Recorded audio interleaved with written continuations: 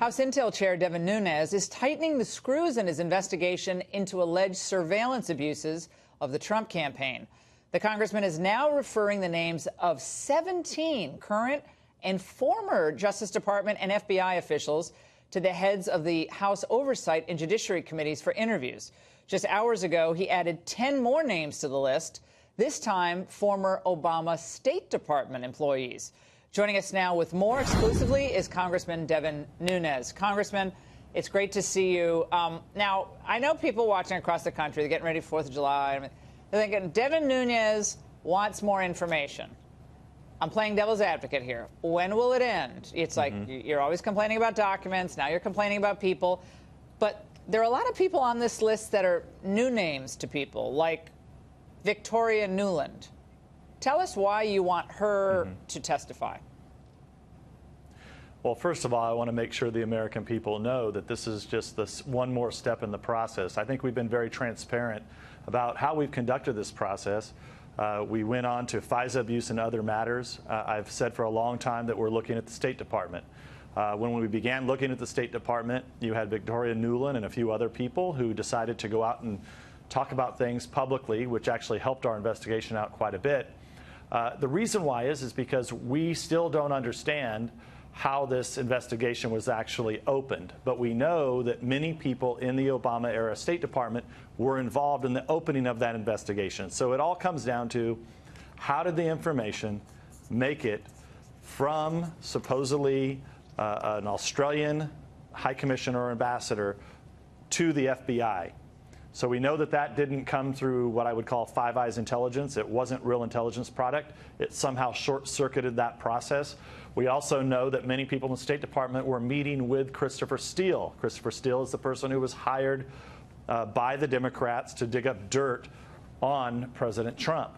So this is why this investigation is taking a while. But the good thing is that I believe that Chairman Gowdy and Goodlatte, their task force, will interview these people, and they will interview them in public. So it will be the first time during this entire investigation that the American people get to see actual questions get answered to these potential witnesses. Again, State Department.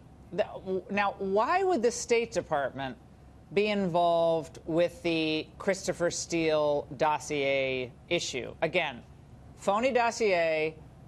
Christopher Steele, MI6, worked as an agent, supposedly has all these Russian sources. And why would this woman, Elizabeth Dibble, be on your list, who was, I think, was she the director, the deputy chief of the mission in London for the State Department? That seems like someone you might be looking at for one of the, people put into the Trump campaign, allegedly, as a informant, correct? Well, I wouldn't go there, but two parallel tracks here, and you kind of touched on both of them. So one, we have the London episode. Somehow information made it from the Australian government to the FBI.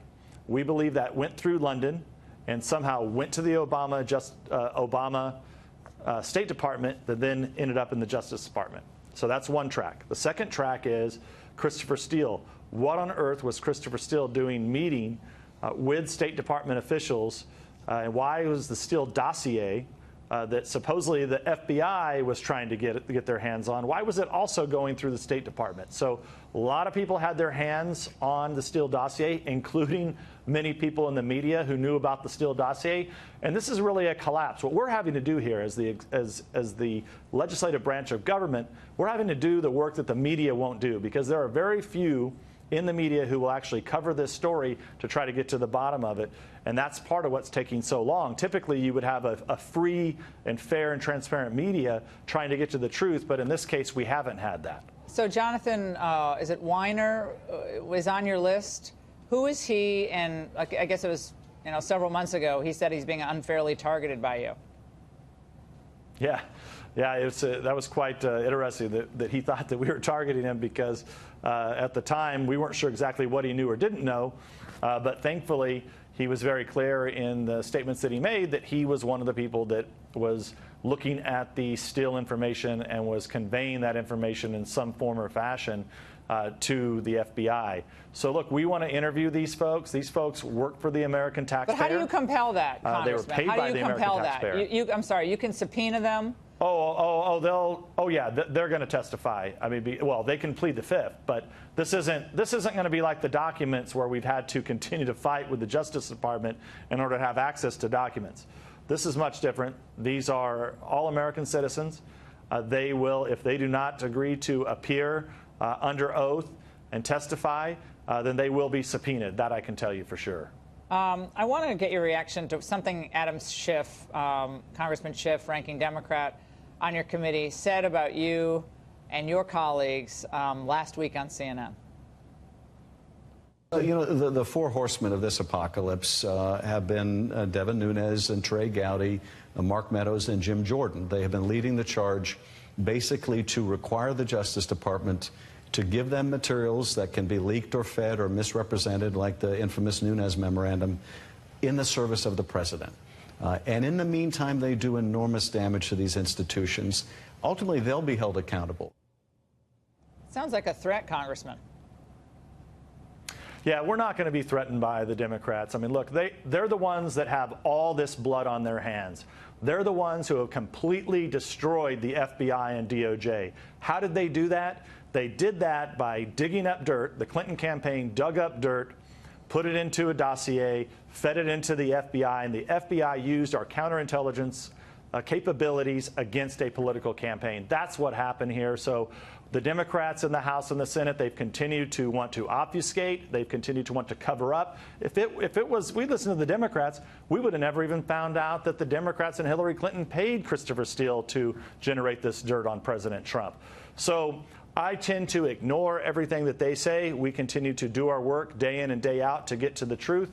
And gradually we're getting to the truth. And I believe as these hearings take place and testimony is given to the Congress, I think it will be a much needed sunlight in this investigation. I think the American people will begin to see who's telling the truth and who's not telling the truth. Well, Congressman, I think we all want an open session. I mean, a lot of people are getting tired of this closed session deal where the American people are kept in the dark and then people come out and somehow mysteriously we hear kind of little bits and pieces about what happens or the flavor of what happened behind closed doors.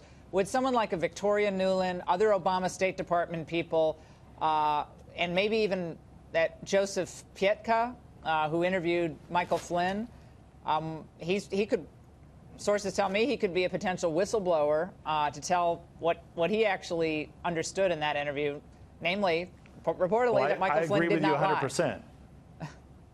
Yeah, I agree with you 100%, and that's partly why I am sending these names over to the Judiciary and Oversight Committee because they already have a task force. The task force has been convened. They should be able to do all of these hearings in the public, full transparency, so that people can watch on live television. That is my recommendation to the committee chairman. I believe they will follow that recommendation, and they may have other names. So far, we've sent them the 17 plus the 10. It's 27 names we've sent them. We will be sending them more names here later this week. All right, Congressman, thank you so much for joining us tonight. We really appreciate it.